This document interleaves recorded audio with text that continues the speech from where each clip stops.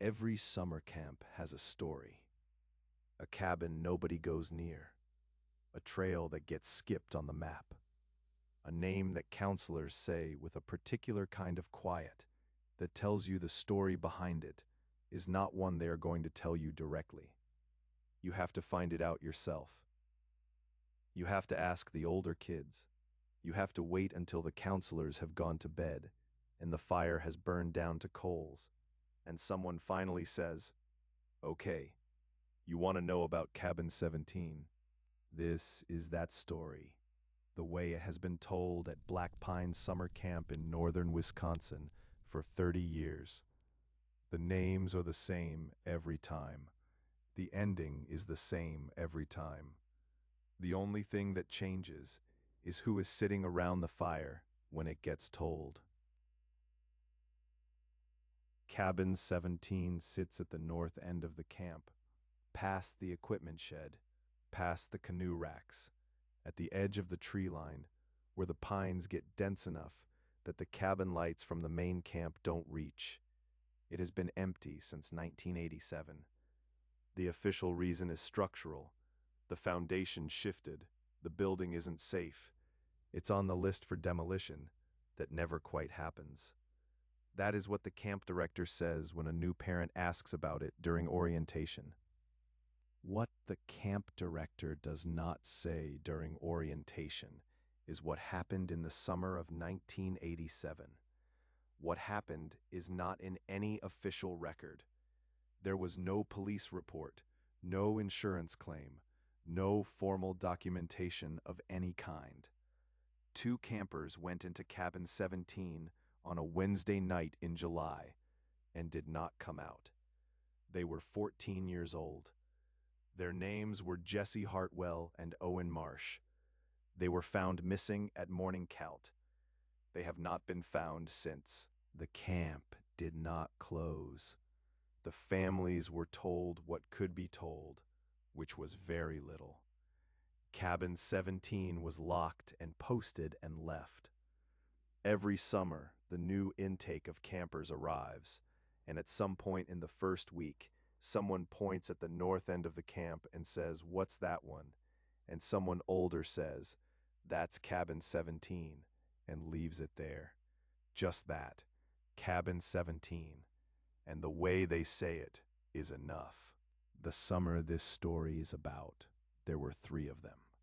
Ryan Callum, 15. Jessie Kowalski, 14. She went by the same name as the girl from 1987 and had heard about it and thought it was funny in the way that 14-year-olds think things are funny before they understand them. And Owen Tran, 14. Quiet. The kind of quiet that comes from paying attention. They decided on the third night. The way these decisions always get made, not dramatically, not with a plan, but gradually, the idea gaining weight over dinner and free period, until by lights out it had become the kind of thing that was going to happen, whether they formally agreed to it or not. Ryan went first. Jesse went second. Owen walked last and kept looking back at the lights of the main camp getting smaller. He said later, much later, in a context where later meant something different than it usually does, that he had a feeling on that walk. Not fear exactly, more like recognition. Like something that had been waiting for him to arrive was aware that he had started moving. The door was not locked. The padlock was there, but the hasp had pulled away from the rotted wood frame years ago. Ryan pushed the door open, and the smell came out first. Old wood and old canvas, and something underneath those things, something mineral and cold. The smell of a space that has been sealed and still for a very long time.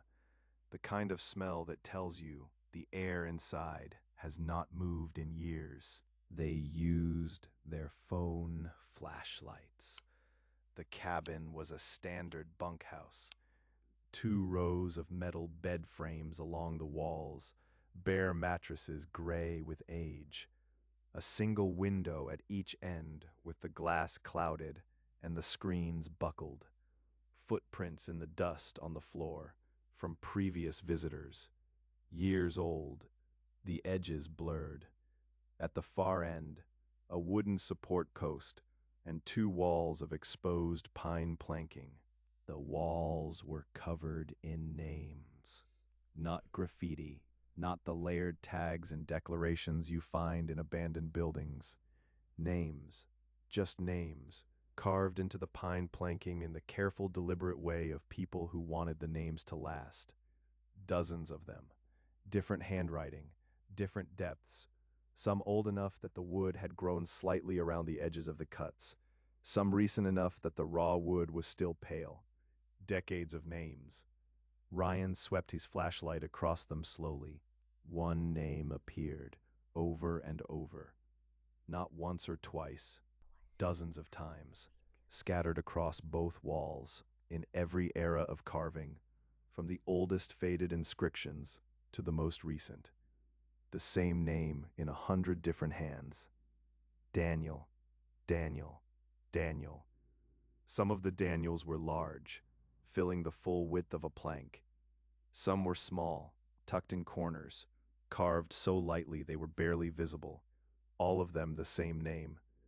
Ryan counted 11 Daniels before he stopped counting. Jesse started reading the other names. Most of them had dates beside them. A month, a day, a year. She did not understand at first what the dates meant. She read 3 or 4 of them before she started to understand. The dates were not birthdays. They were not the dates the names were carved. She pulled out her own phone and searched the first name with its date. A missing persons report from 1994. She searched the second. A camp incident from 2003, 2 counties over.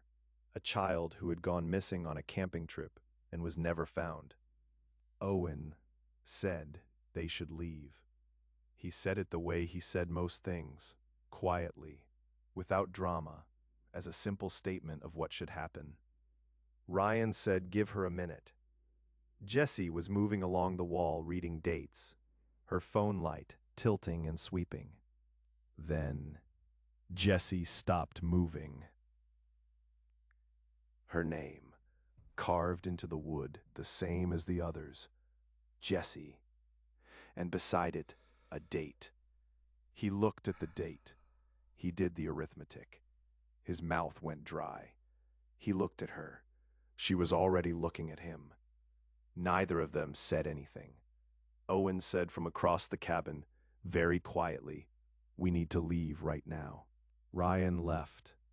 That is the part he has never been able to explain cleanly. Not why he left, but why the other two did not leave with him. He was at the door. He turned back, and they were both still at the wall. Jessie was still looking at her name. Owen was standing beside her, his hand on her shoulder, not pulling, just there. Ryan called to them. He called twice. He went back in and reached for Jessie's arm, and his hand closed on nothing, and they were gone.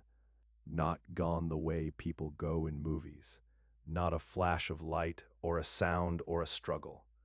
Gone the way a word goes when you are reaching for it. Present, and then not present. The space they had occupied simply empty. The dust on the floor undisturbed, the mattresses gray and still. The names on the walls exactly as they had been. The cabin was empty except for Ryan and the smell and the sound of his own breathing. He ran. He woke the camp director. There was a search. There was no trace. There has never been a trace. Jesse Kowalski and Owen Tran are still listed as missing persons in the state of Wisconsin. Their families still wait. Their files are still open. On the wall of Cabin 17, in the days after the search ended, a counselor went in to document the interior for the investigators. He photographed the names on the walls. In the photographs, taken after Jesse and Owen were gone, 2 new names had been added to the left wall. Jesse, Owen, both carved in the same careful, deliberate way as the others, both with dates. The dates were the night they disappeared. Nobody had been in the cabin between the search and the documentation. Nobody could explain the new carvings. The photographs are part of the official file. Ryan Callum is 31 years old now. He has been a counselor at Blackpine Summer Camp for 11 summers. He is good at his job. The kids like him. He is patient and steady, and he knows how to make new campers feel safe in an unfamiliar place. At the start of every session, on the first full day, he walks the new intake around the camp. He shows them the lake, the equipment shed, the canoe racks. When they reach the north end, he stops before the path curves toward the tree line. He tells them that the path ahead goes to an old cabin that is off limits. Structural problems. He says it in the same tone the camp director used to use. Flat, informational, closed. He does not invite questions. Sometimes a kid asks why anyway. Sometimes a kid says, "What happened there?" Ryan looks at them for a moment. He says, "Some places you just don't go. That's all. Some places you just don't go." And he turns them back toward the lake, and he walks them away from the north end, and he does not look back at the tree line. He never looks back at the tree line. Some places you just don't go. That's all. Some places you just don't go.